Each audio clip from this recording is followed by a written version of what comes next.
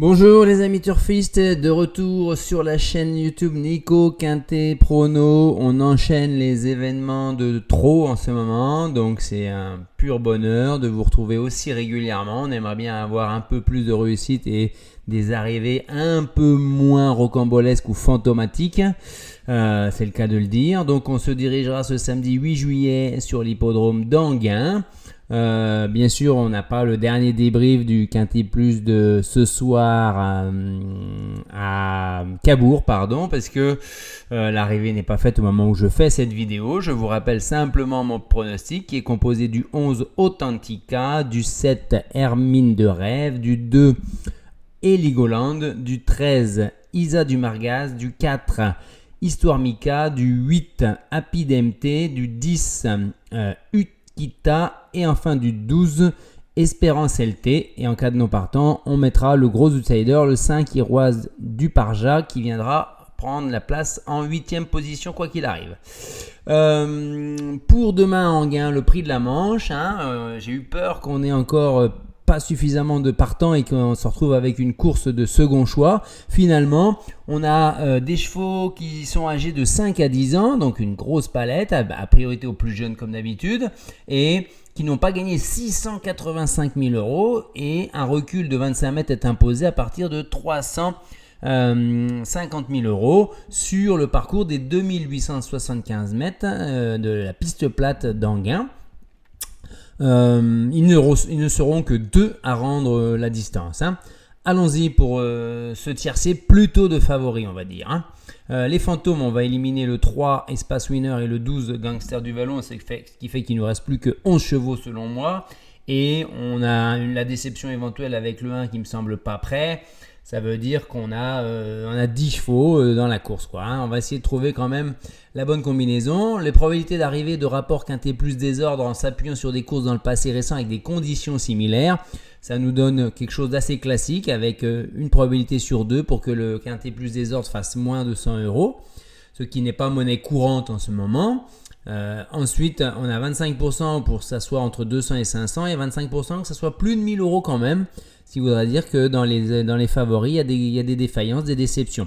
Peut-être pas venant du premier favori, puisque là on est à 88% tiercé, quarté, quinté. Ça veut dire que soit il est dans le tiercé, soit il n'est pas là, mais c'est quand même 9 fois sur 10 il est là. Gigolo Lover, on sait sa susceptibilité au départ. Nicolas Bazir ne se fera peut-être plus avoir. Espérons qu'il fasse l'arrivée. Le deuxième favori est plus en retrait là, avec 25%, 38 et 38 dans le quintet. Et là c'est Astronaute. On verra, même s'il est sur la montante. Présence du deuxième et du premier et du deuxième favori, donc voilà, c'est assez clair, c'est pareil. Donc attention, les champs réduits avec 10 et 7, ça paye une fois sur 4 en tiercé. Et au moins un cheval plus de 7e favori, on voit que là, on va pas souvent chercher loin, un quarté sur 3 seulement, où on va chercher à partir du 13. Là, Par contre, dans le quintet, 2 fois sur 3. Donc il faut quand même prévoir 1 ou 2 chevaux ici. On y va. Ma sélection. Je suis parti en base gagnante. Je ne le lâche pas maintenant. C'est le meilleur des deux basirs pour moi. C'est Gigolo Lover. En D4. Superbe engagement.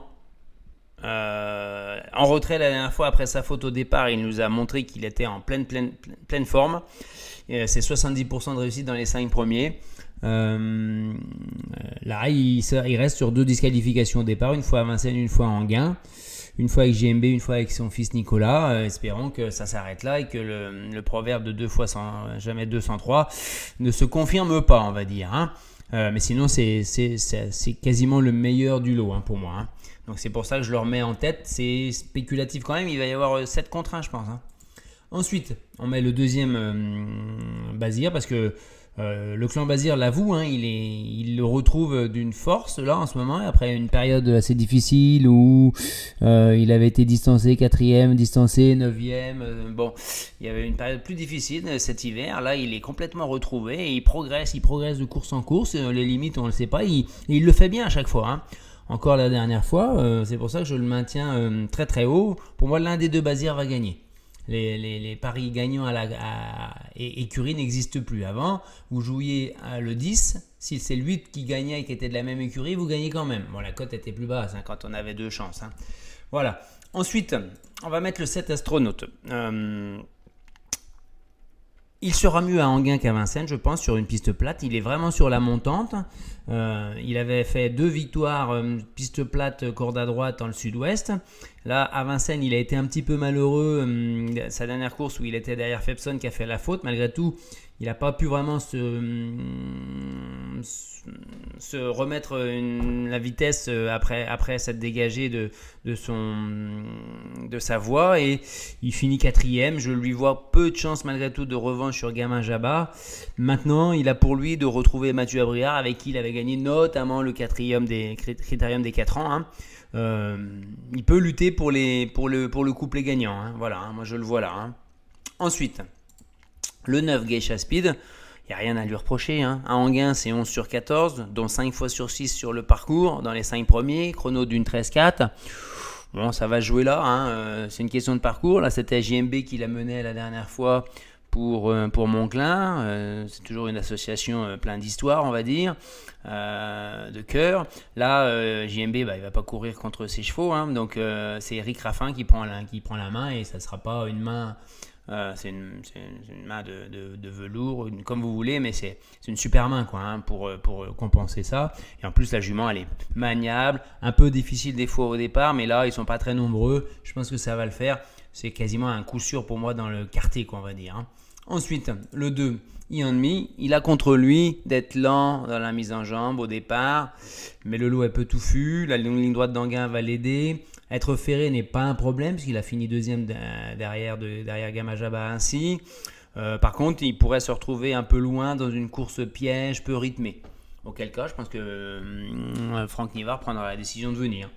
Mais s'il est contré, ça peut être difficile. C'est pour ça que je ne l'ai pas mis forcément très très haut.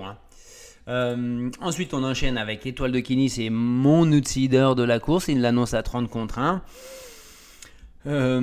Aller plaquer les intérieurs, déférer des postérieurs, ce qui est pas si mal. C'est peut-être mieux si elle pouvait être déférée des 4. Certes, elle a 9 ans maintenant, mais elle retrouve une ancienne bonne valeur. Enghien et la corde à droite, c'est très très bien. Et avec David Thomas, c'est 64% de réussite dans les 5 premiers en 54 courses, parce que c'est le cheval de la famille un peu. Donc, pour moi, il ne faut pas du tout la négliger. Attention, elle va essayer d'être placée pas très loin de la tête, j'espère, et de finir dans la ligne droite d'Enghien. Et là, elle peut prendre une place dans le quartier quintet, je pense. Ensuite, on enchaîne avec Faubourg, la famille Verva. Faubourg, bon, il avait été digne de courir au monté le Cornulier. Ils lui ont laissé un bon break après une très très bonne saison 2022. Ils avaient des ambitions avec lui. Là, il faut voir, il a 2 courses de rentrée. Maintenant, il est mis quasiment en mode course, plaqué des antérieurs, déférés des postérieurs. L'engagement est superbe. C'est un cheval quand même qui est très très dur à l'effort. Il devrait, s'il a retrouvé son bon niveau, il devrait finir dans le quintet, je pense. Et enfin, on va terminer par le 4 Hidalgo des Noé. Je vous avais prévenu dans le GNT de Langon qu'il n'était pas de ce bois-là. Et le cheval, en plus, était un peu tendu, trop gazé. Il a fait la faute assez rapidement. C'était prendre un risque de l'éliminer. Là, je lui refais un petit peu confiance, mais je le mets plutôt au bout. Même si, forcément pour lui, il a la drive d'Alexandre Abrivard, qui va le découvrir, notre père d'As.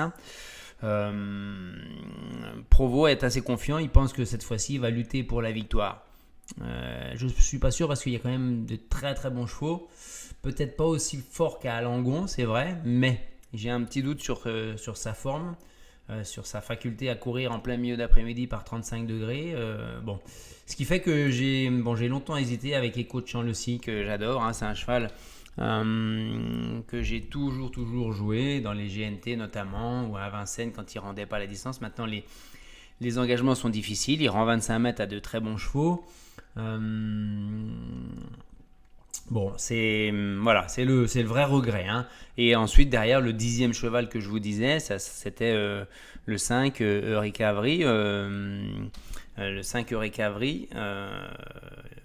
Le 6, pardon, hein, le 6 Eureka Avery, voilà. Il découvre Enghien, lui, hein. Il est super à l'autostart, notamment sur la grande piste. Sur les longues distances, c'est un peu moins bien, il a 37% de réussite. Et plaquer des antérieurs, des ferrés, des postérieurs, c'est 71% de réussite, hein, donc c'est pas mal, mais il n'a pas un driver. C'est Thomas Chalon qui va le driver au lieu de Raffin ou Barrier. Il n'avait pas prévu de le maintenir engagé dans cette course-là, mais bon, il y a des 6-7 ans, voilà, il n'a pas le cash driver donc je l'écarte, mais par exemple, Raffin lui donne une très très bonne chance et le met dans son pronostic juste derrière Geisha Speed, hein. Donc vous pouvez, voilà, les 10 chevaux ils sont là. Vous faites des flexis, un avec lui, un autre avec Hidalgo, un autre avec Eureka, voilà, vous faites des petits champs réduits parce qu'il y a des bases qui sont assez solides, hein, hormis Gigolo qui est spéculatif parce qu'il est fautif, Gamin Jabba, Astronaute, Geisha, Ianmi, ça c'est des chevaux il devait y avoir au moins 2 ou 3 à l'arrivée, c'est pour ça que je pense plutôt pour des rapports assez minimes, on va dire. Ce qui fait que le béton, là c'est vraiment à la gagne, c'est à la gagne, Gigolo. Voilà, mettez une pièce à la gagne, ça peut le faire, mais vous pouvez très bien pleurer au bout de 50 mètres de course, hein. Donc à vous de voir comment vous l'envisagez. Le copain pour finir dans les 5, Geisha Speed, là c'est 4 sur 5 en moins en confiance. Le coquin à belle cote, c'est Étoile de Kenny, c'est vraiment la seule grosse cote que je verrai à l'arrivée, hein. Ensuite, la déception, Cyrano de B qui pour moi n'est pas encore prêt, même s'il est mis en mode course. Et le lot me paraît assez relevé. Et sa dernière course, certes, c'est mieux, mais elle est difficile, hein. Sur les 500 derniers mètres, il a fini en 13-2, hein, ce qui est loin d'être fulgurant. La prochaine vidéo, les amis, on va essayer d'enchaîner, même si ça va être une période de vacances. Lundi 10 juillet, pour le Quintet Plus de mardi à Châteaubriand. Il y en aura une mercredi à Enghien. Je vais faire au mieux. On s'abonne, on met un pouce bleu, on fait vivre cette chaîne. Et je vous dis, si vous êtes toujours là, il y aura des belles surprises à la rentrée. Allez, bye bye.